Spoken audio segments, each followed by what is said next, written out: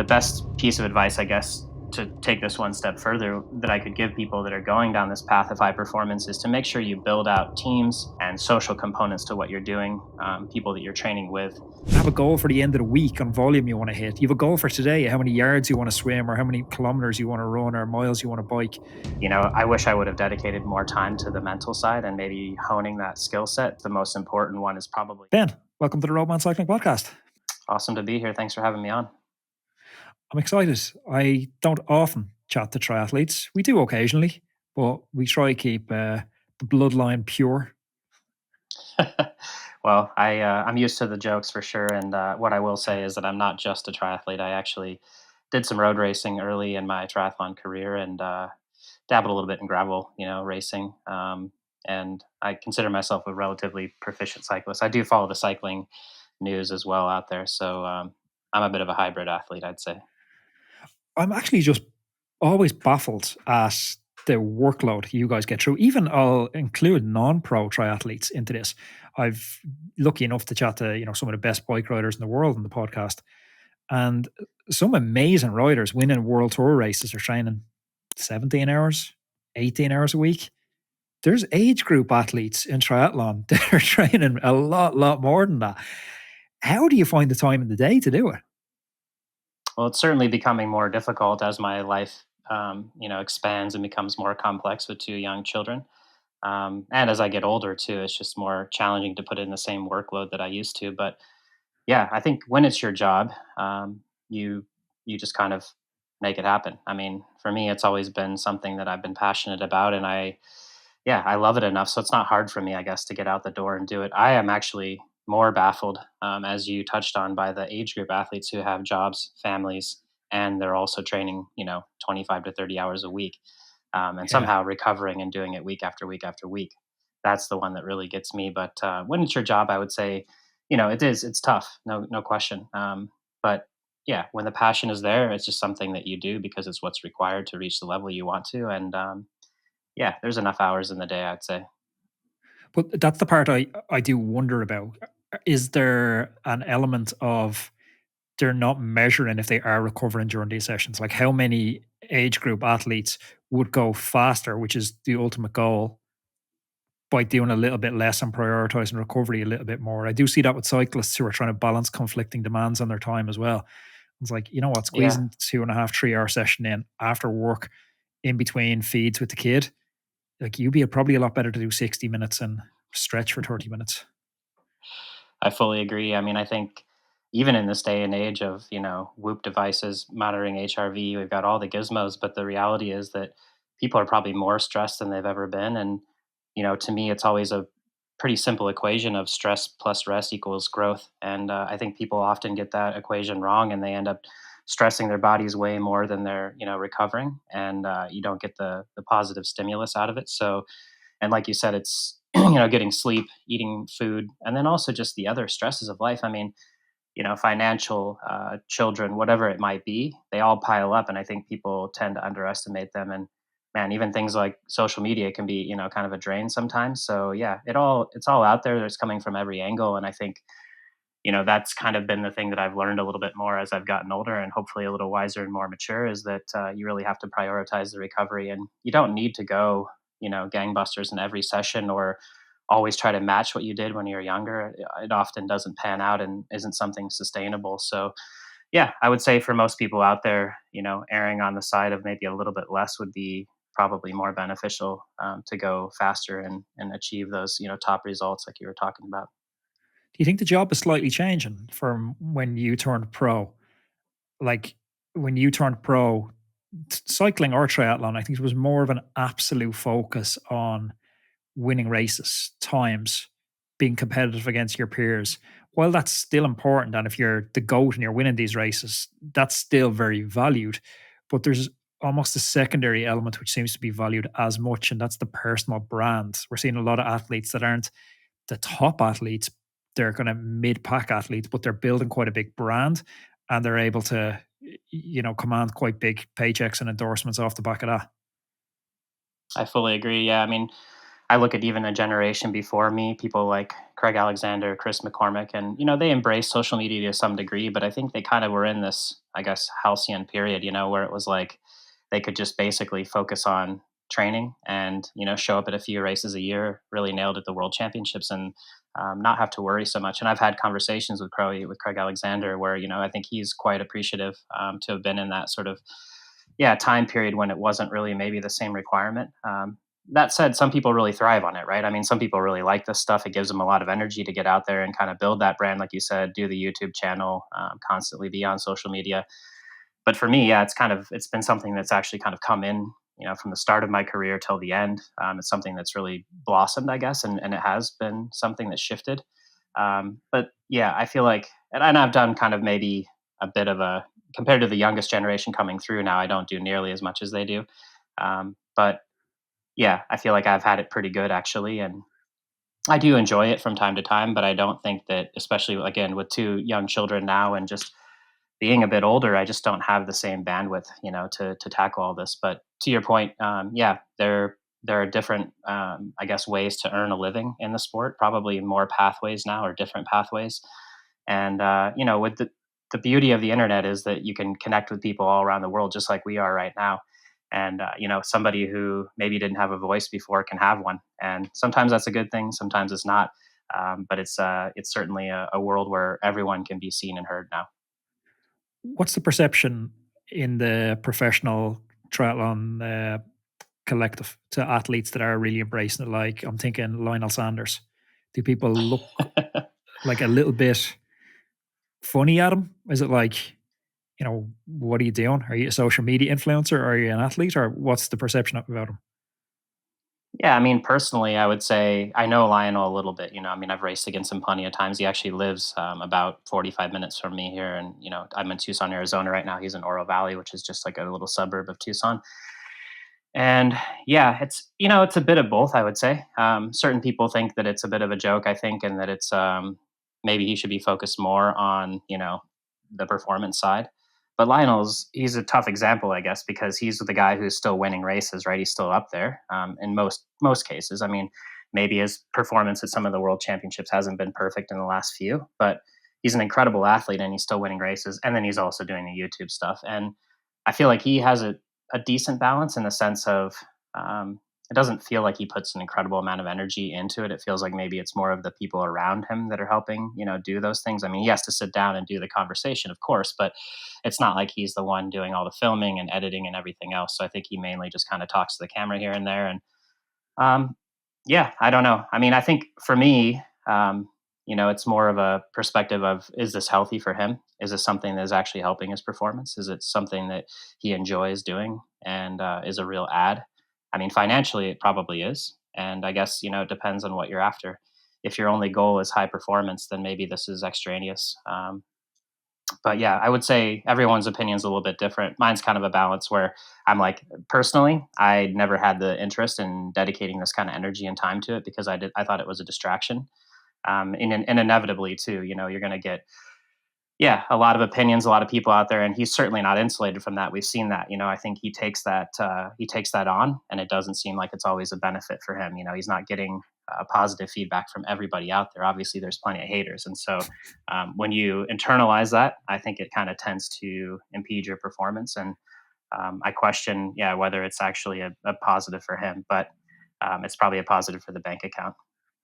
Is there a bit of a change in the guard going on in triathlon at the moment? You're coming towards the twilight of your career. I think it's Jan Frodeno's last year as well. Is this, the dawning of a new era of kids coming through?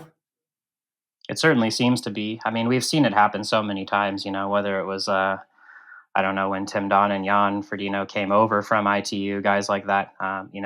There's always been that kind of, I guess, cycle where basically you've got these kids that did draft legal racing, the ITU racing, and the Olympic distance. And then after an Olympic cycle, they come through, they start doing half Ironman and Ironman distance racing. And typically their skill set translates really well. And not for everybody, but, they're incredible athletes. They've really honed that speed and the form and skill for the three disciplines. And so yeah, with a little bit more volume and a little bit different training stimulus, they seem to do really well. So it in one on one hand, yeah, and there's definitely a changing of the guard, but it's also something we've seen before, so it's not like a big surprise to me.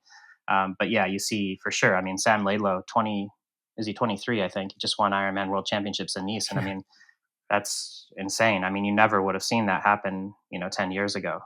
But yeah, it seems to be that there is a younger group of guys that are showing that you don't have to be in your mid to even late 30s anymore to perform an Ironman distance, and that is a little bit different than maybe some of the previous, Olympic cycle changes that we've seen.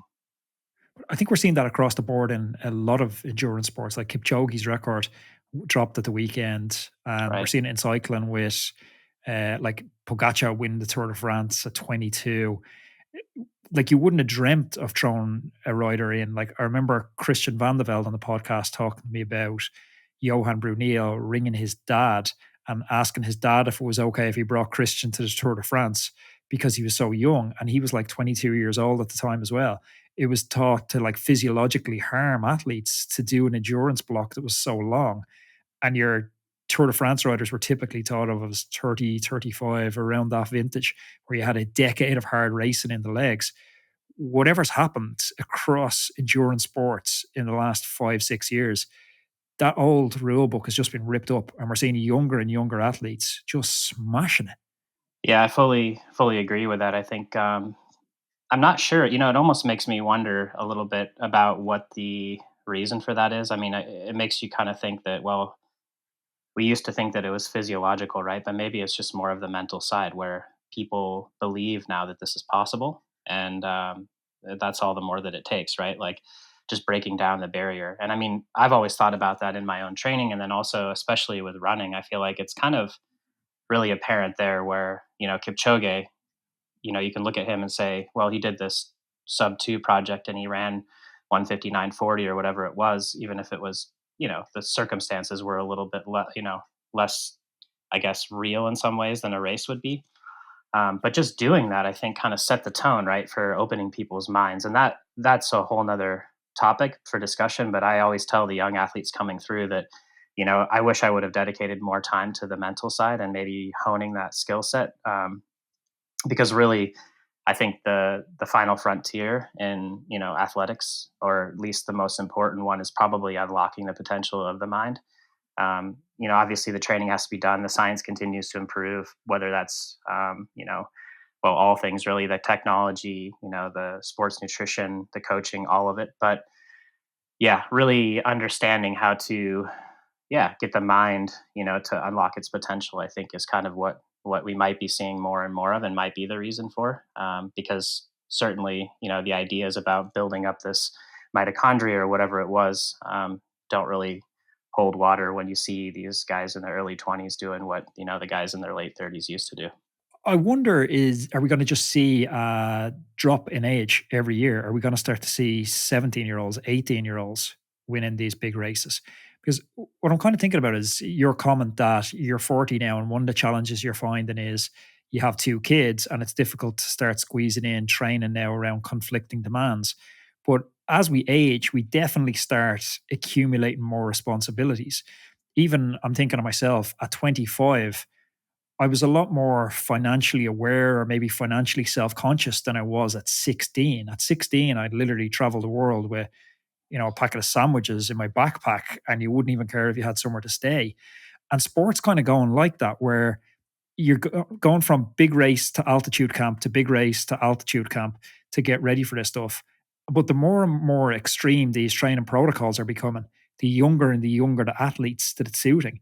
I'm wondering, is the ultimate evolution of this to the point where we're nearly seeing it like gymnastics, where the best athletes in the world are 17 or 16 or 15.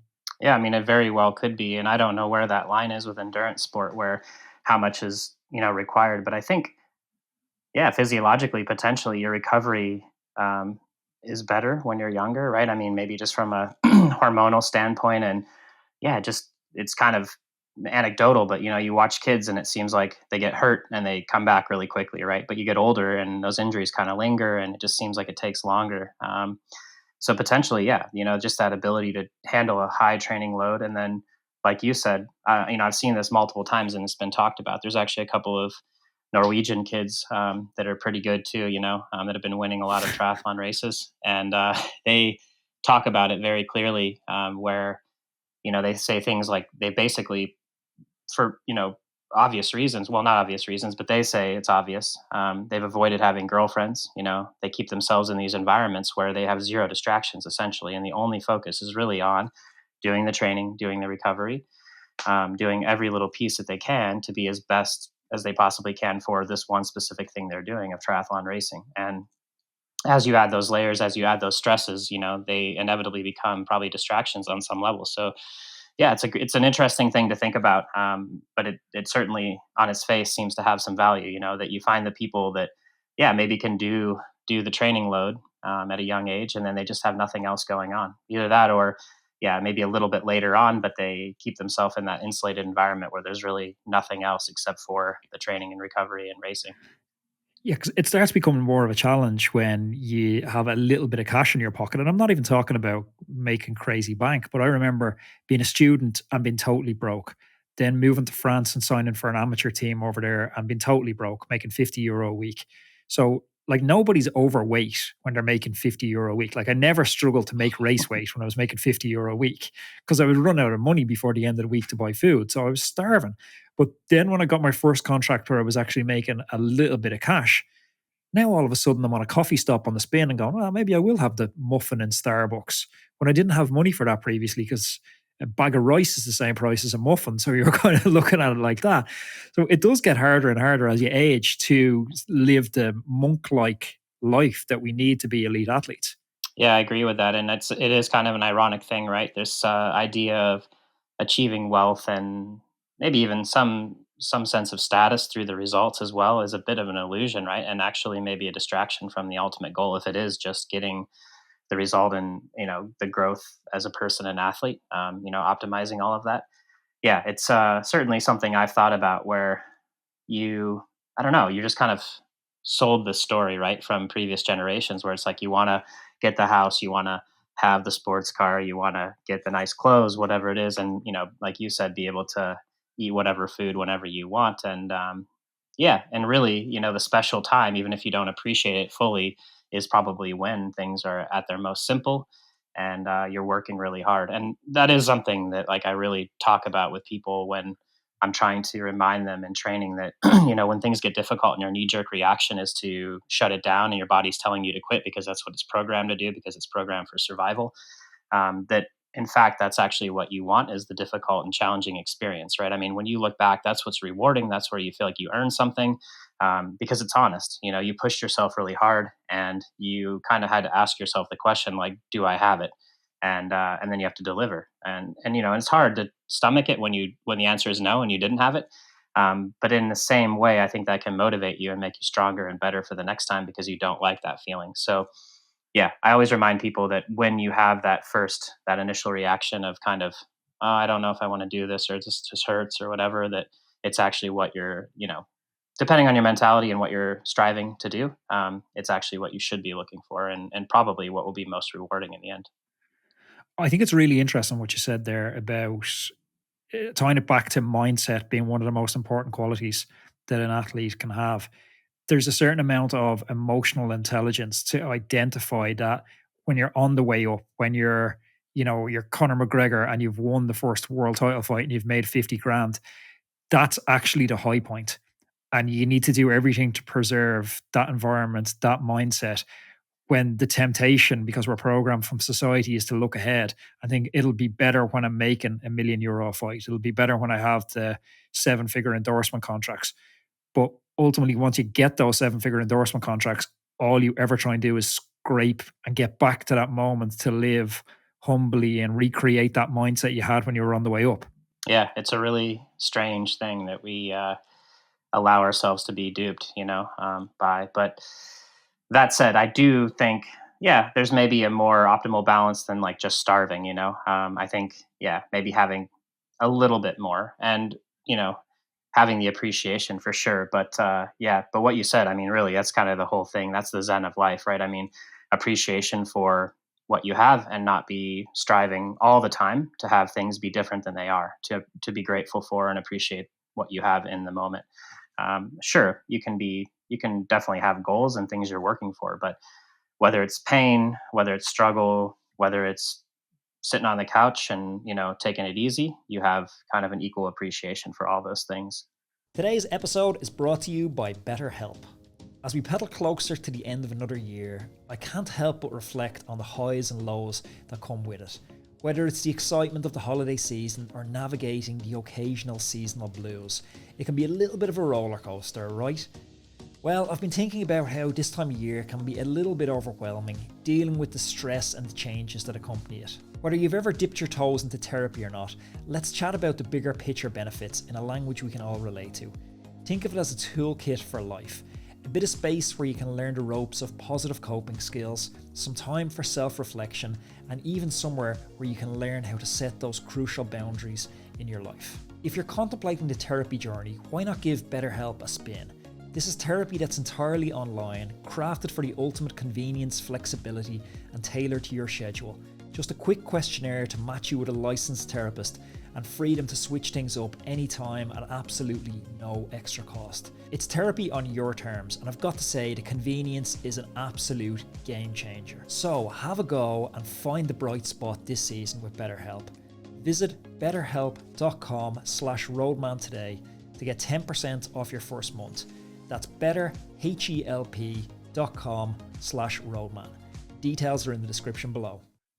How have you found turning 40? Is it difficult to start thinking of yourself as someone other than Ben the triathlete and shedding that identity to become Ben, whatever the next step is?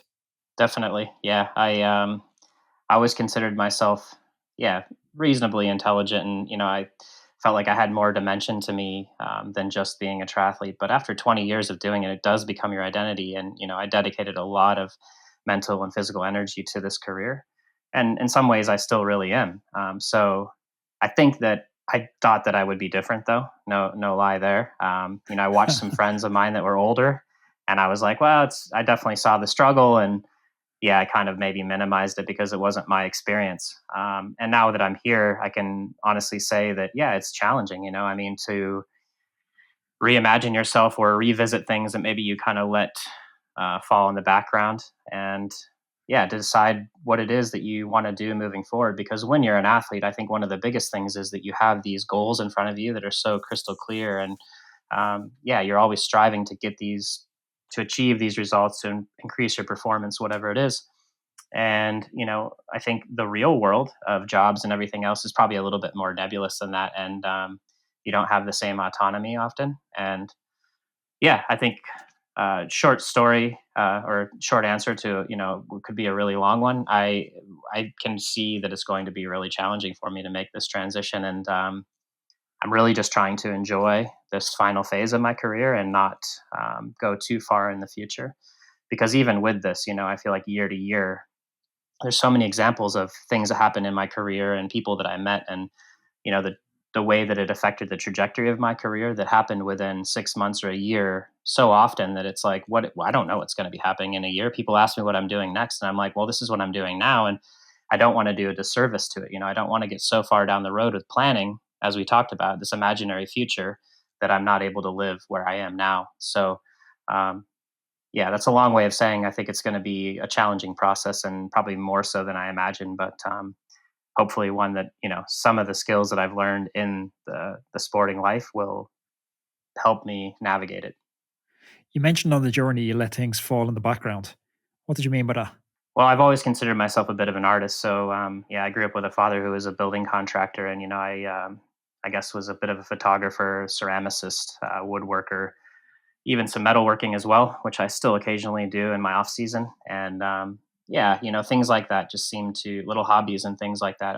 Also, I grew up in Western Colorado, in the United States. For people that are not familiar with that, it's a pretty outdoorsy state. We have mountains, we have canyons, rivers, everything. And I grew up outdoors a lot. We were camping, backpacking, fly fishing, rock climbing, skiing, all the stuff outdoors. And, as this became my singular focus for the last 15 to 20 years, I really just kind of let all those other sports fall to the, wayside. Um, and it's a bit weird because it was such a core part of me. before I started triathlon in my university days. That yeah, it was a pretty, I held on to it for a while, but it was a pretty abrupt end to most of that. And now that I have kids of my own, I think about the way my parents raised me and the things that we did, and it's stuff that I'm really looking forward to incorporating more, which is why we're heading out to go camping this weekend, actually. Like high performance sport is putting the blinkers on. And I think that's the dichotomy that a lot of people that aren't high performance athletes don't realize. There's not a lot of health or balance attached to high performance sport. There's a lot of obsessive dedication and exclusion of people, hobbies, interests. Like, was it just hobbies that fell by the wayside, or is there friendships you've lost along the way, be it family or social? Yeah, I would say I'm not nearly as connected with my extended family as maybe I was in my younger days, and then for sure friendships. I mean that there's no question. I can't count the number of weddings that I didn't go to because I was going to a race, and yeah, I just saw some friends the other night that were in town. They actually run kind of a site that's called the Cycling House here, and they do camps, weekly camps with riders here. And yeah, I haven't seen these guys, in geez, a year or two, and yeah, we just talked about, one of them in particular was part of my early triathlon days on the University of Montana in Missoula. And we were just talking about some of the friends and people that were on our club team and, where they are now and how one of them did just get married a couple years ago. And I was invited to that, but it's like, I didn't go. And yeah, that's certainly a piece of it. But I've always tried to check myself because, and maybe this is just a justification, it probably is on some level.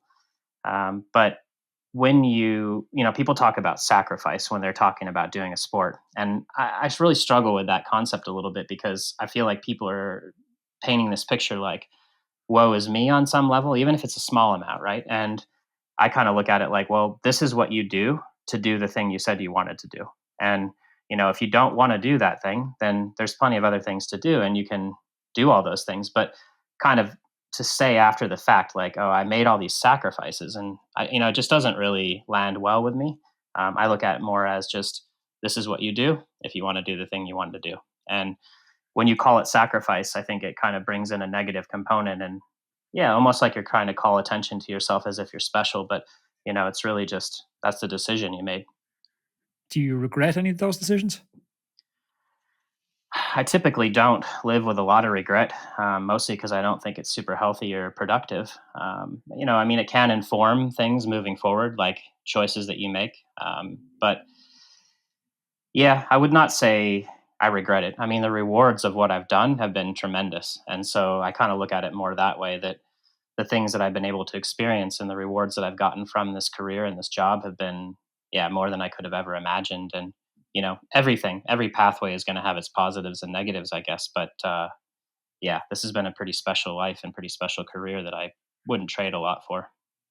My sister had a baby about 7, 8 months ago, baby boy, and it's the first. I don't have any kids, and it's the first nephew in the family. And I was thinking about sport and would I push him down, or even not even push him, but encourage him down the route of high performance sport. And at some point, I think sport does start becoming unhealthy. And it's an example I use all the time. But if you take a Michael Phelps or Bradley Wiggins and they get to the very top of their chosen profession, but when you get to the top of the chosen profession, when you get to the top of the mountain and you're the most decorated Olympian ever, or you win a Tour de France and an Olympic gold in the same season, but you're lonely, depressed, isolated, no one there to share the victory with.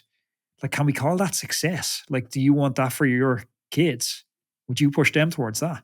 Well, my wife and I have certainly had these conversations. And I mean, our general mindset is that we're not going to really push them towards anything. We're going to try to expose them to as much as we can and let them decide for themselves. I mean, I Or think maybe that a better one of the question is, best would you hold things, them back from it rather than push them towards it? also a great question. And I would have to say, and, you know, the idea is to give them the skills to make decisions for themselves that are well thought out. And of course, you can't see down the road. But I think I would share my experience, share the positives and negatives of my experience. But at the end of the day, no. I mean, if it's their choice to go down the path, whether they have the information or not, you never have all of it. I'm going to, I think, have to, yeah, strike that balance of sharing what I believe and what I think, but not in a way that's meant to steer them towards anything. I think this is their life, and yeah, you learn that at some point as a parent, pretty quickly on. Actually, you start to see the independence, and it's like, it's one of the most beautiful things to realize they are their own person, and inevitably they're going to be a little bit like you. But I'm mostly just excited to have them create, the life that they believe that they want, and to support that in whatever way I can. But I agree with you. I mean, the irony is that achieving this thing that again is put on a pedestal, especially in a country like the United States, I think we're the kings of, you know, putting that first place, the gold medal on a pedestal. And maybe every country, lays claim to that in some way. We all do. We all go to the Olympics, whatever. But it's especially part of this extreme American culture. I think, we're a culture of extremes. And yeah, it's ironic because you believe that this is going to provide some sort of, yeah, fulfillment, I guess. But probably at the end of the day, it's only one small piece of what makes a complete and fulfilled person. And, ironically, you end up quite alienated from people when you become that very best, in your category. And like you said, you can be depressed, you can be whatever else. And I think humans are social creatures. So the best piece of advice, I guess, to take this one step further that I could give people that are going down this path of high performance is to make sure you build out teams and social components to what you're doing, people that you're training with, because I think that, yeah, we rely heavily on our human relationships, and that typically is what I think causes people to be depressed when they don't feel connected to others. I think that's super important, and we're seeing more and more research on the importance of community. So, like I spoke recently to Dr. Kurem, and he's done a lot of research on longevity, and he's identifying the pillars that everyone is, sleep, hydration, nutrition, strength and conditioning, cardiovascular health. But the one he puts more focus on than anything else is community. Yeah, that's really cool to hear. I mean, I think I always say it to the people that are around me, and especially that I'm entering this phase now where I think more focused on giving back and less about just getting what I can out of it.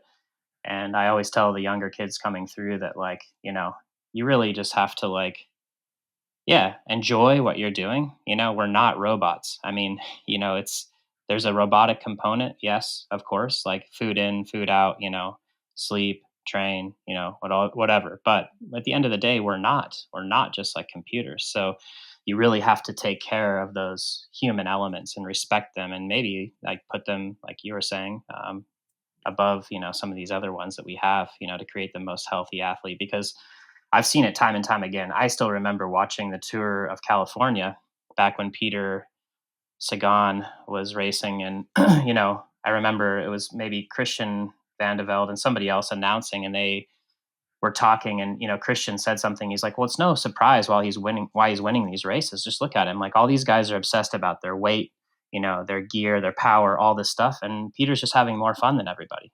And it really always stuck with me because it was like, it's so true. It's very simple, and it takes more than people probably realize to be happy, or to enjoy what you're doing that way sometimes. But that should be really the focus, like checking in with yourself every day and saying, like, am I enjoying this? And if I'm not, what are some of the things that I might do to make myself enjoy it more? And or what are the things that I can look back and say, these gave me a lot of joy, and incorporate more of those, because a happy athlete is a fast athlete. And I can definitely say for my career, the only times that I performed at my potential or peak were when I had everything in my life kind of, vibing. And yeah, that's my relationship, with my wife.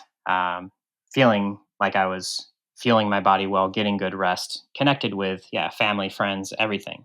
It really takes all of that to, I think, get to your, potential. But Ben, anyone listening to this, you could rewind the last 2, 3 minutes and replace the word athlete with worker. And that's amazing advice. Like if you're chasing a promotion in the bank and you're working long hours and you're isolated from your community and you're making sacrifices, when you get to that ultimate destination, like and you get that big promotion you're after, if you're socially isolated and you're miserable, the journey's just not worth it. And likewise, if you're saying, one of the best things you learned was to have fun along the way, like imagine you're working in the bank and you're having fun along the way, it's what everyone's looking for from their job. Yeah, well, certainly. I mean, your life is what's happening now, not what you're planning it to be. And I think it's really critical to, yeah, enjoy your life as much as you can.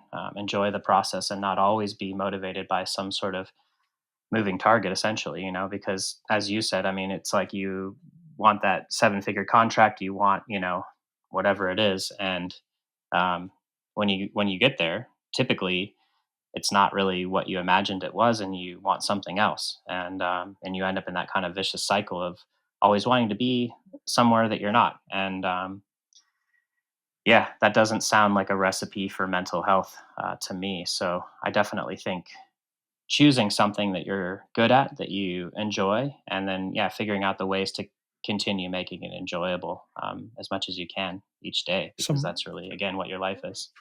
some free advice, totally unsolicited advice for you from my 800 odd episodes on the podcast, talking to athletes who've transitioned out of their chosen sport well and contrasting it against athletes who've transitioned out poorly. I can notice one very common thread that people that transition well, they take what we do as athletes amazingly, which is goal setting, and they bring that into the real world and they start using that straight away in the real world. Like if you think about how amazing and refined athletes are at goal setting, like we've season goals, you break that down into monthly or quarterly training goals. You even have a goal for the end of the week on volume you want to hit. You have a goal for today, how many yards you want to swim or how many kilometers you want to run or miles you want to bike. And then you step out into the real world and it's like, well, I just tread in water. There's no plan anymore. And we wonder why we're miserable. So that's one I would definitely encourage you to focus on. Well, I certainly appreciate it, and it's something that it's actually quite on my mind at the moment because, well, I wanted to do a little bit more racing this season, and it just hasn't really panned out that way. The guiding that I'm doing with this paratriathlete, he was ready to be done with the season, ended up a bit sick after the world champs and came home. And yeah, I mean, I just, no more races there. And then I looked at the calendar and nothing was tremendously motivating to me as a goal. So here I am in the off season, or half season as I call it. And I find a very common thread that pops up for me during this time is that I'm not super happy. You think you're going to be like having this time to rest and whatever else, but I find that it's definitely a challenging time, and it's often because of what you just said, that I don't have an immediate goal, a clear cut goal, and I find that I'm just not really using my time very well. And I look back at the pandemic, and I think I was guilty of that then as well. I mean, we had children, and so that became a focus of ours, and it was very easy to put a lot of energy there. But for my own personal goals, I didn't have a lot of those, and it was really a difficult time where you couldn't orient yourself well. And yeah, it was confusing for sure. So yeah, I'm certainly very aware of my need for having concrete goals, and how that translates. Like you said, figuring out how that translates will be interesting, but I'll definitely keep it on the front of my mind. How have you found the transition across the tandem? I know you're not fully done with triathlon yet, and you still have goals and ambitions there. So transitions may be the wrong word, but how have you found the sort of dual balancing effect of triathlon plus moving into tandem world? Yeah, it's a brand new one. I'm known for my Ironman distance racing, and that's an 8 hour race typically for us, depending on the course. And now I'm doing sprint distance racing, which is typically just under an hour of racing. So it's quite a bit different. And, I found that aside from the training being different, and obviously riding a tandem being like a completely different experience, that, you know, the craziest thing is when I switch back and forth. For example, if I'm training with Owen Cravens, the kid that I'm guiding, and then I jump on my bike the next day after being on the Oh, tandem it with him, it's feels like wild, doesn't it? It feels the like something's feeling is loose. crazy. Yeah, it's just like you go from being feeling quite I don't know what the exact word is. It's not that it's cumbersome exactly, but you just feel like a little bit like disjointed or something on the bigger It's like bike driving with a and double the trailer weight. on, I felt. Yeah, You're towing exactly. a Like a trailer school around a bus or corner or something. something. Yeah. Yeah. And then you go back to the sports car and it's like, whoa, this is a big difference. So that part is for sure different. Also just the feeling, I think, of racing with and for somebody else, not just yourself, where you feel quite responsible, not only for their safety when you're going 30 miles an hour around these corners on tight courses, but also just in the sense of like helping them achieve the goal that they have, and making sure that you're sort of not a limiter, as much as you possibly can be. um, and then obviously that, yeah, the guidance goes beyond just the guiding in the race itself. I feel like especially in my case, Owen is a younger kid. He's 20 years old. I'm 40 now. It's a big age difference, and so there's an opportunity there for me to mentor him about the experiences that I've had in my career and the path that I've taken, and um, yeah, and just sort of help maybe guide him in that sense as well. But it's been really rewarding, I guess, as a final note, and it's something that I'm excited to continue doing for another year as we head to the Paralympics in Paris. So has his, I'm assuming he's predominantly indoors for his training with his visual impairment. Has his love of indoor training rubbed off on you? Yeah, I mean, it has actually a bit, and it's something that I've realized I need to do more of just because of the nature of the racing we're doing and the intensity that's required, both for the run, but especially on the bike side. And yeah, unless I'm out there on the tandem with Owen, or unless he's riding with somebody else that can be, the captain on the tandem, he's pretty much stuck on the trainer. And it's as at the age that he's at, that's also probably one of the most critical elements is to be, on the bike, building that aerobic base and volume as much as possible. Obviously, the run's really critical too, but there's a limit to the amount of volume and stuff that you can pile on, especially the intensity there. But yeah, it's kind of opened my eyes, so to speak, to that world again, and reminded me just how critical it can be for developing, your threshold power and things like that. How's your indoor training set up? Have you got it pimped out with cool bikes, multiple fans? Yeah, so I'm for my indoor setup when I'm home in Tucson. I actually have a watt bike Atom, and it's a major upgrade from any of the trainer systems I've used. I was used to using, the old, oh man, fluid trainers back in the day, then like a Wahoo Oh, I Kicker, had and them. then It's like cycling on all. the sand and the fluid trainer. Oh, it's just terrible. Yeah, I mean, and even way back into, yeah, college days, just the very first iterations of cycling trainers are so bad, and I think it kind of that shaped maybe my mindset. Also being an outdoors kid from Colorado. I love being outdoors. I love riding my bike. The joy of being outside is a big piece of it for me. But yeah, now with the setup that I have here, I mean, I actually have it. We learned kind of during the pandemic. It was cool because initially all the pools closed, everything was shut down, the gyms, everything. And I was lucky because I had already built out a home gym in my garage. I have weights out there. I have the watt bike Atom. I have a sauna. I have a treadmill, and I also have a sponsor, Master Spas, who makes a basically it's a swimming treadmill. It's a Oh, swim I've seen spa. these. Friend of mine has one. They're brilliant. And I mean, I really, basically I could stay at home as long as I had food here. I could do all my training from home.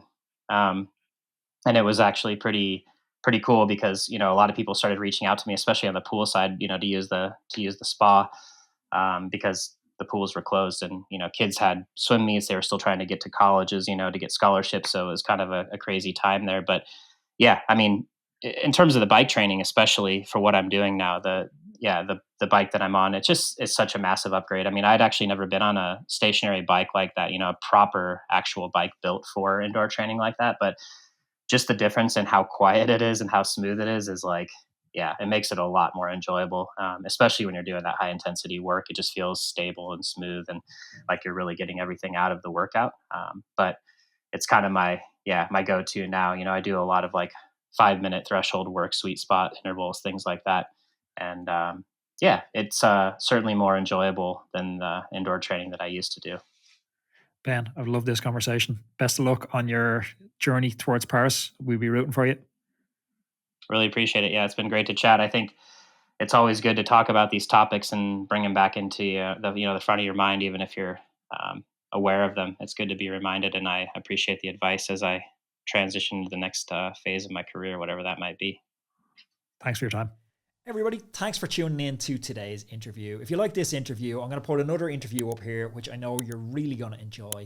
And please click on that subscribe button. Talk to you soon.